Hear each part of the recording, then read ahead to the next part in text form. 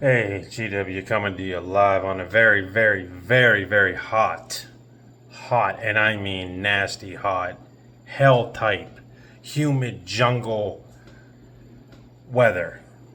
That's what we got right now on a Monday. And I just wanted to come on here and say, you know what? I cut that thing about Jaws yesterday, and I wasn't too happy with that. I feel like I dropped the ball for you guys, and I don't like to do that. I don't like to do that, but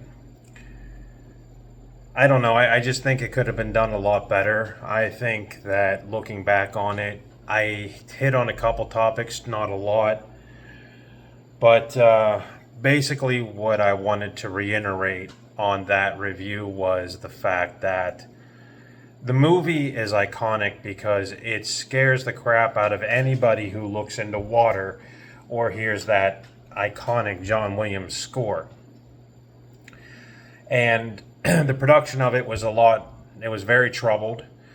There was infighting among the cast, as I said, between Robert Shaw and Richard Dreyfuss. Steven Spielberg was way over budget and way behind schedule on that film. The shark in the movie, when placed in salt water, which they actually shot in the real ocean, had a lot of problems, such as, salt water would make the shark malfunction and it would also erode the shark's body. So it was a struggle to keep the production going.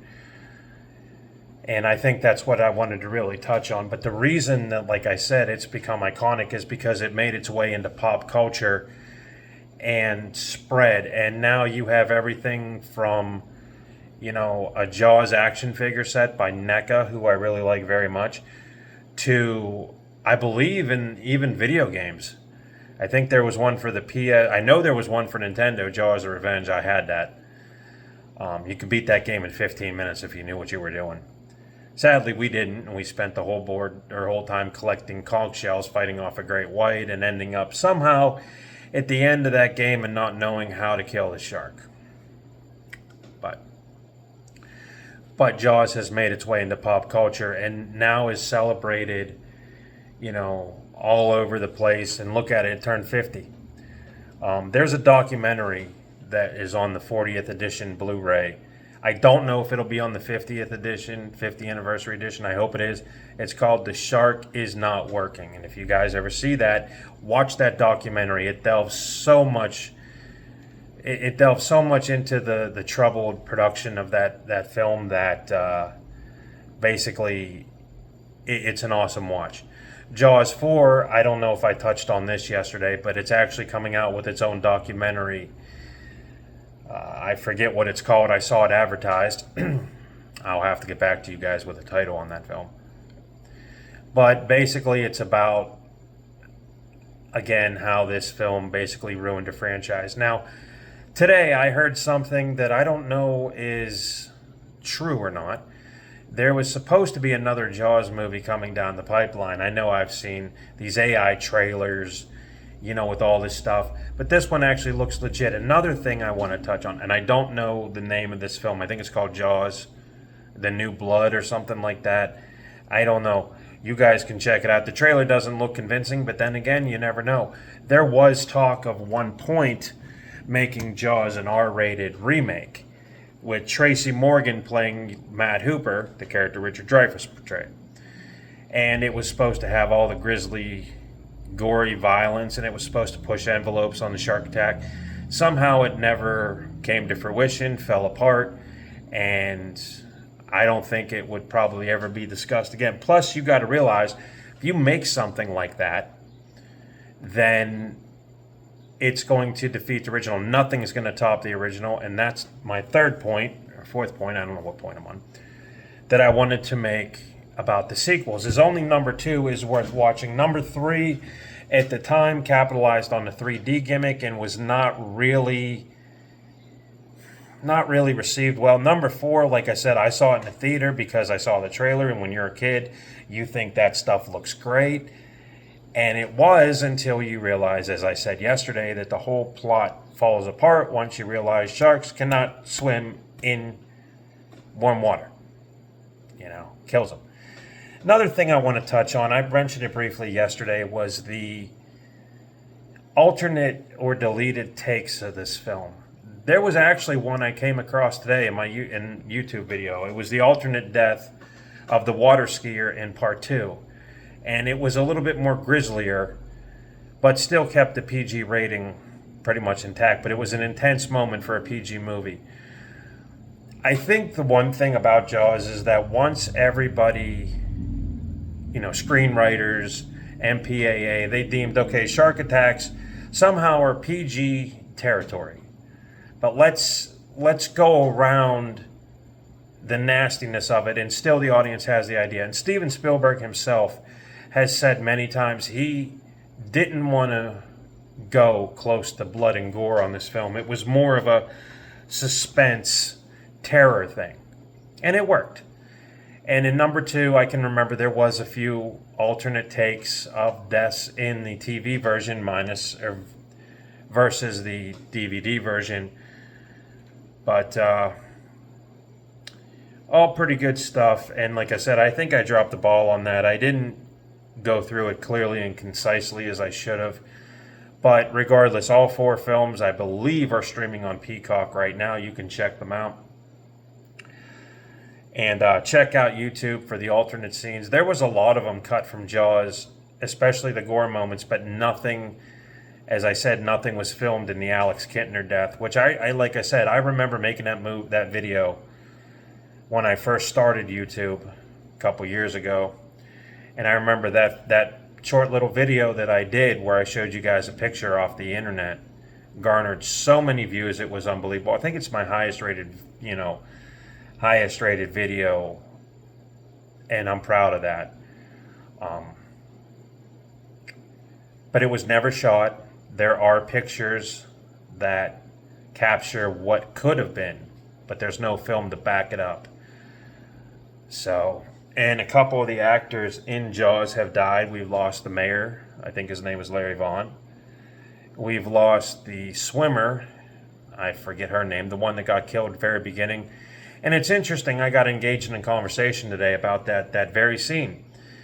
And I remember watching the making of it, and Steven Spielberg said that he was down at the bottom of the ocean with a rope. And I think I told you guys this yesterday. He would yank on it. He had an oxygen tank, and he would yank on it. And she just improv that whole thing, and that's pretty awesome. She passed away, I think, last year or the year before. So I just wanted to clear it up and say that Jaws is iconic because, like I said, it not only terrified millions of audiences back in the 70s, but it also continues to terrify to this day. If you see someone who hasn't seen Jaws, then they're missing the boat. And like I said, I myself have rode the Universal tour before they tore it down many, many times, about 3 or 4. And it's worth taking a look on YouTube just to see what they've incorporated.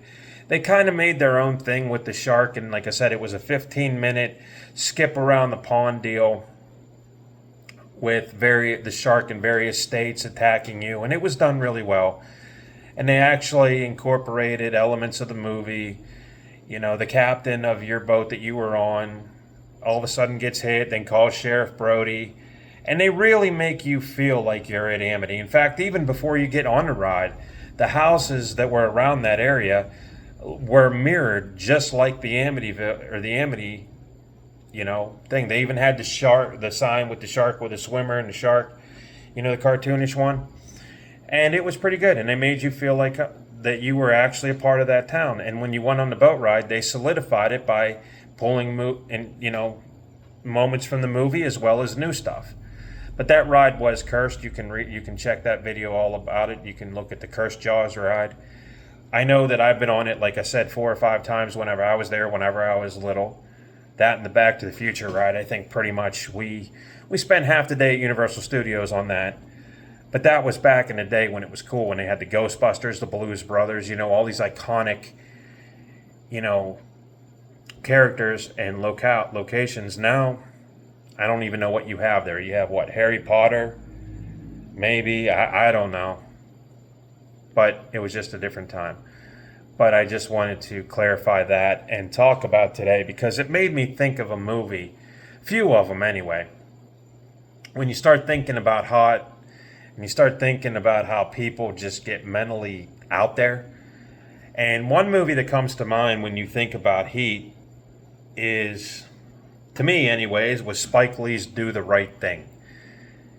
And if you guys haven't checked it out, it's a powerful, powerful movie. But people would dismiss it as just a stupid movie, actually. It's about a race war that starts in LA over a hot day. And it's Italians versus African Americans. And it culminates in something a little bit LA Riot-like. A lot of cool people are in there. Danny Aiello's in there. Spike Lee is in there. Trying to think who else is in there. I think Martin Lawrence is in there for a scene or two. This is way before Bad Boys, guys. He has a cameo in this. Barely unrecognizable anyway.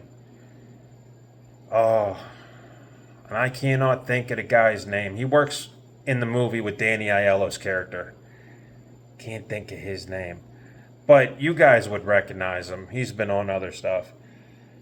Another movie that you think of on a hot day is Falling Down with Michael Douglas. You guys remember that?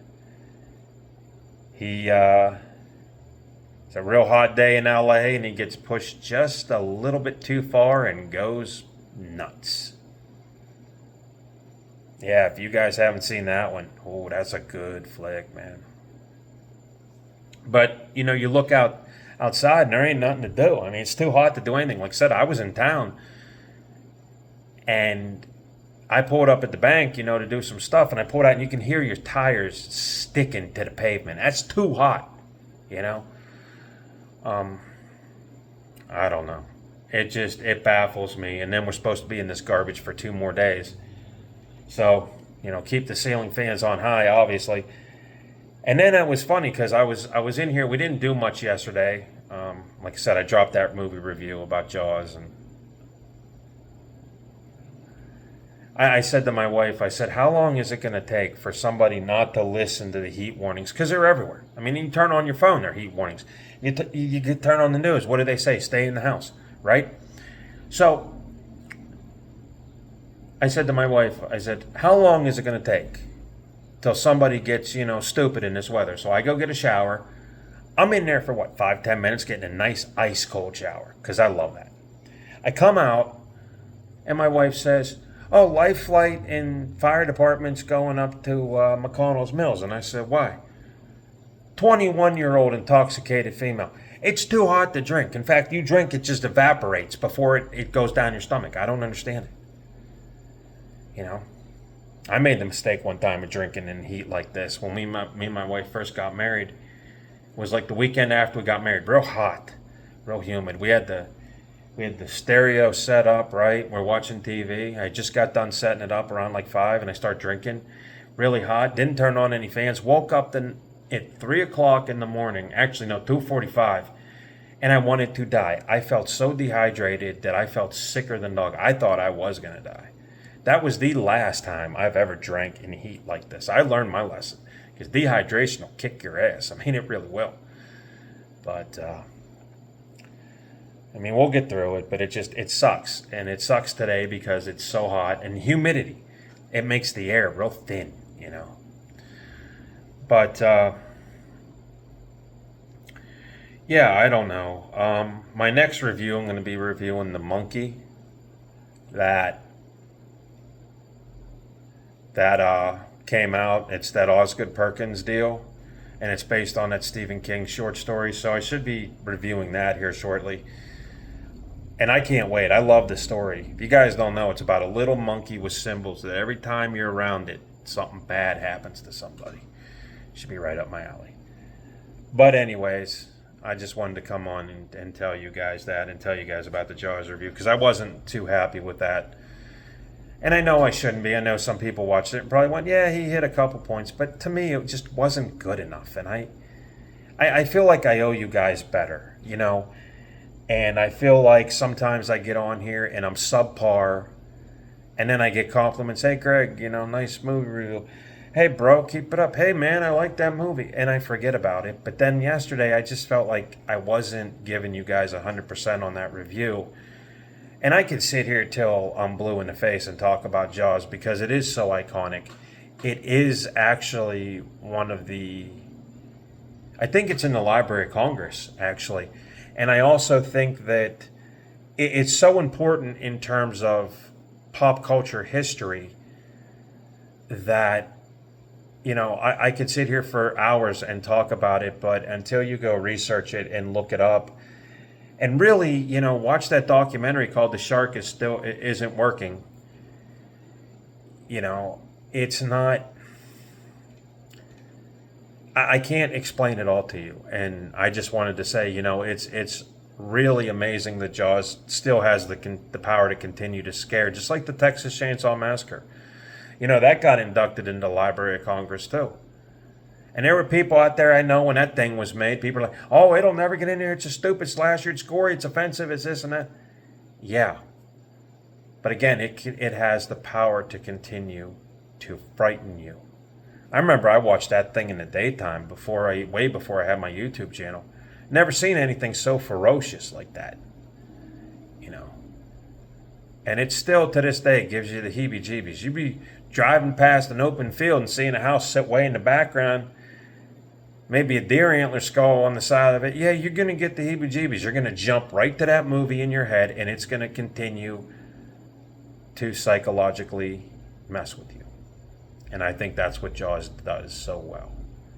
It's the idea that when you're in the water, anything can happen. And it puts that image of a shark in your head.